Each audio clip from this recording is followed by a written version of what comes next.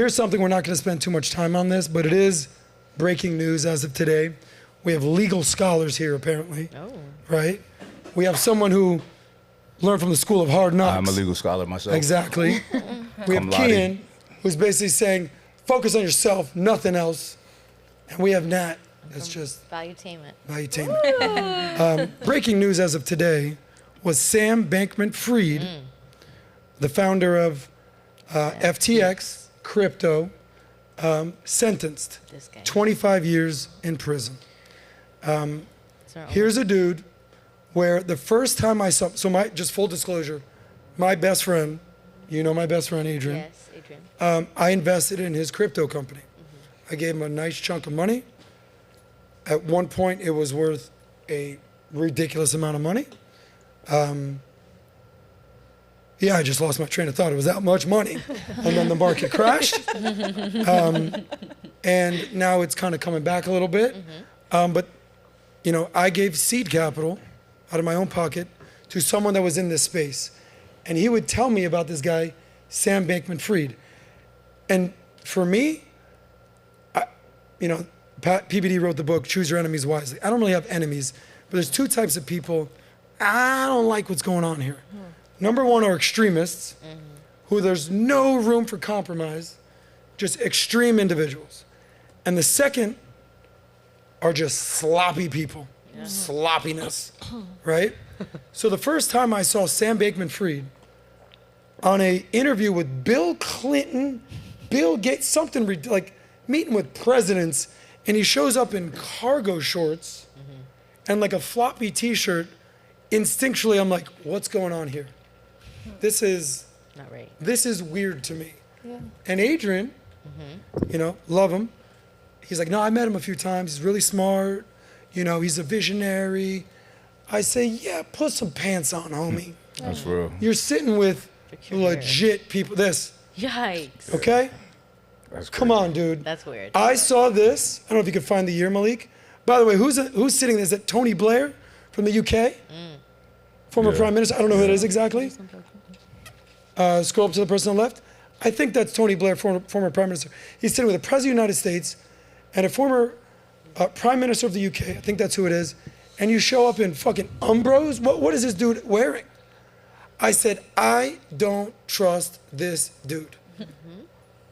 Look how that turned out. Yeah. So that's just my little story right there. So disgraced, and I mean it, disgraced crypto investor Sam Bankman-Fried sentenced to 25 years today by a Manhattan judge. I'm getting emotional for all the money that I lost. He stole $8 billion in this Ponzi scheme of sorts for the bankrupted FTX cryptocurrency exchange. Prosecutors were advocating for 40 to 50 years. His defense legal team was hoping for a shorter sentence, 5 to 6 years. They settled on 25 years. By the way, here it is right here. What they're saying is that anyone that money was stolen will be receiving their irrecoverable losses back, so they'll be getting their money back. And it's just some finality to whatever is going on in crypto. Bitcoin, frankly, I've got some Bitcoin, I've got some crypto. There's a lot going on. The number one thing that I said in 2022 that crypto needs is trust. Yeah. Trust. We saw FTX, the biggest crypto exchange. Coinbase? Coinbase is actually legit. I have Coinbase. There was Binance, CZ. He's turned out to be a fraudster, a huckster. There's a lot going on here. Do you have any crypto? Okay, I'm gonna come to you. By the way, the only story this reminds me of was when I got into the finance world. The biggest story in that year, 2007, 2008, that year was Bernie Madoff. Wall Street financier, Ponzi scheme, 2009, he was convicted, $65 billion. FTX, Sam Bankman-Fried, only $8 billion. So just doing some math, SBF is getting 1.5 years per billion that he embezzled. Bernie Madoff got 2.3 years per billion. Mike, as a legal scholar and someone that avoided doing the time, for this dude, the cargo shorts, bro, what? Serving 25 years, does the time fit the crime? What's your opinion? Honestly, he should have got at least 25 to life for the shorts. Line of the day. A 15-year enhancement for the hair. And we can cut him some slack on the t-shirt, but nah, throw the book at him. Throw the book at him because you know what you're doing, right? It's so, people are, like the people that is investing, maybe there are some rich people, but there's some people, that's all they got. It's like, man, this is what I got, right? And to take from those people for your personal expenses and in your little weird world, fuck these guys. Fuck those guys. Because you know what? For years, you've seen you said the 90s, the biggest thing was like the West Coast, East Coast beef, but that's not it. It was a lot, right? But one of the things, Enron. It was a lot, that too, but Enron. it was. I interviewed the CFO of Enron. Your Clinton homies, they had a huge campaign, if you will, against black men in big cities, right? Targeting us with vicious sentences for unfair things, right? But anyway, in that time, there was a show called Cops, right? Cops made Bad boys, made black men look what like you gonna the do? worst criminals in the world. Because you show you a petty criminal with a shirt off running from the cops, right? When there's people like him, like these guys, like Bernie Madoff, Sam Bankman-Fried, who's destroying people's lives. Scot-free, nothing ever happens to these guys. They get some Federal Trade Commission fines and they move on, right? So I want to see these people come down. Fuck these people. Those are real criminals. And their level of criminality really affects society. Somebody stealing from 7-Eleven is not impactful. You know what I'm saying? So yeah, let's throw the book at these motherfuckers. So, what a point.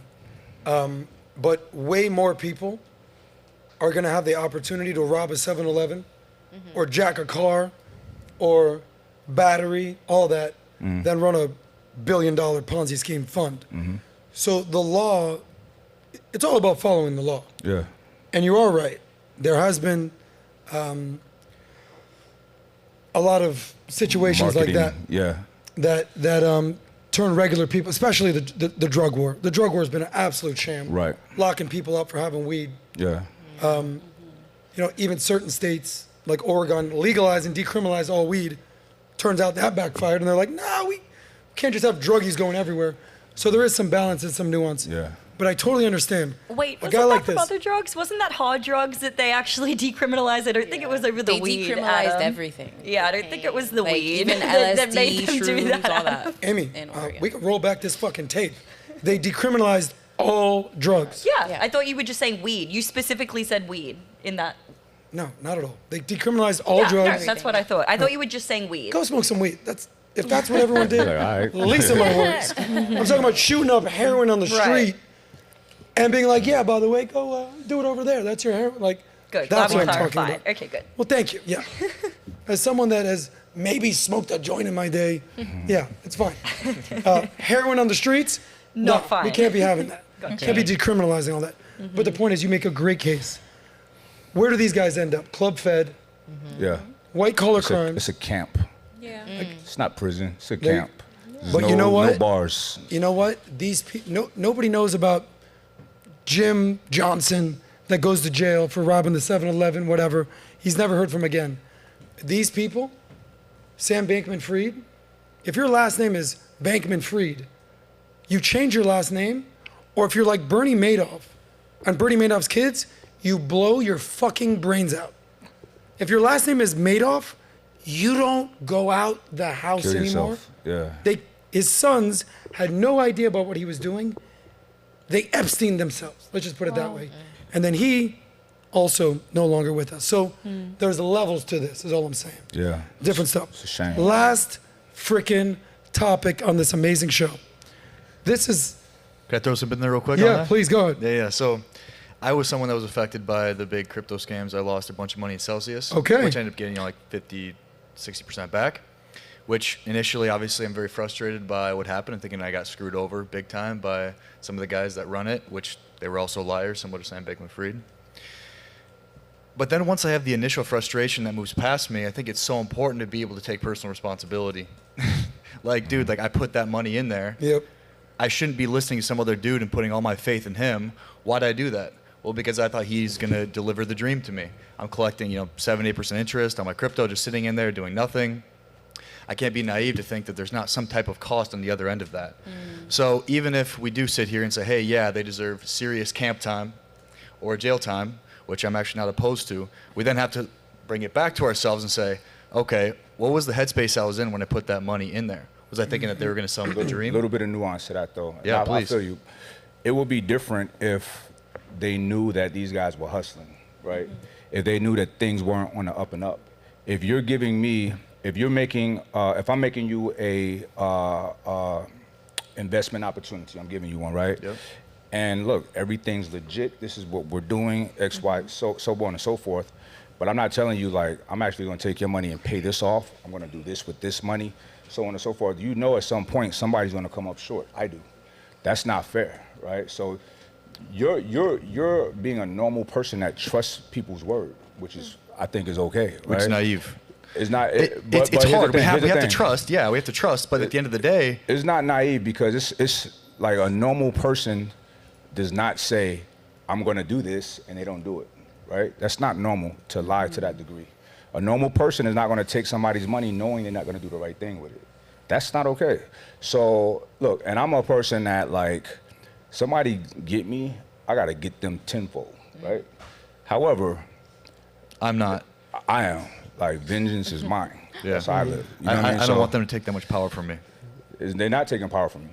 Yeah, it is. I'm- They're controlling your decisions after that. No. It's my decision. There's people that have tried to fuck me over, and I said, yo, all right, this is what's gonna happen. They're like, Mike, be calm, be rational. No thanks, I don't want to. I'm deciding to, and I'm not irrational about anything. Everything I do is calculated, and I do what I want to do. I don't live in this, and I create my own rules, period, right? Same. So there's a lot of notions and narratives. Oh, you shouldn't judge. You shouldn't this. You should. I don't hear any of that. I go by what makes sense to me and what benefits myself and my family and my friends. Yep. That's it. So I'm not. There's nobody. Just because I choose to get vindication, that doesn't mean that they made me do. They're controlling my decision. I'm choosing to do that. By the way, because I'm good at it. Yeah. By the I'm way, good at I'm it. so glad you interrupted me from this. This is such an important conversation. And I'm going to say one thing, and then we got to go to the last story. What a point. Because this is my world right now, finance. What you're talking about is something called asset allocation and diversification. I've been down to the Bitcoin annual events out there. I've interviewed every single Bitcoiner person out there, every big person. Michael Saylor, billionaire. Pomp, he's got a ton of money these days. Everyone down to the just smallest investor. And when I go to these conferences, here's what I find. These people are such Bitcoin enthusiasts and crypto enthusiasts. And I ask them one question. Here it is. This has to do with asset allocation. What percentage of your overall portfolio is in crypto? So for me, full disclosure, I will put 10% of my portfolio in crypto. I'm in cash. To be honest with you, 80% of my money is in the S&P 500. Okay? I've got millions in there. And then I have a nice fucking chunk of change in crypto. And then I keep some cash on deck because save that money. We all know that. Do you know the answer that I would get from these people? 100%, bro. 100%. How do you pay rent? I keep a little for rent. 100%. When they get fucked, that's on them. Wow, yeah. They were greedy enough. There's the fear-greed index. Yeah. You can probably pull this up. Warren Buffett says, be fearful when people are greedy and be greedy where people are fearful. If you have 100 grand to your name or 10 grand to your name and you put it all in Dogecoin, bro, good luck. Good luck. You put it all into FTX, that's your choice. What I would say is keep a good amount of cash on deck, build the foundation of your house, start investing, retirement accounts, 401ks, Roth IRAs, index funds, ETFs, mutual funds, REITs, gold. Now let's talk about crypto. Cool. But when you go, there you go, people are greedy as fuck, 71 right now. Yeah. Be fearful is what that means. But if you go, this is your point, 100% crypto, bro, you ride or die with crypto. That's it. Whoa, whoa, whoa. If you like that one, click right here to watch the full SOSCAST. And don't forget to subscribe to the channel.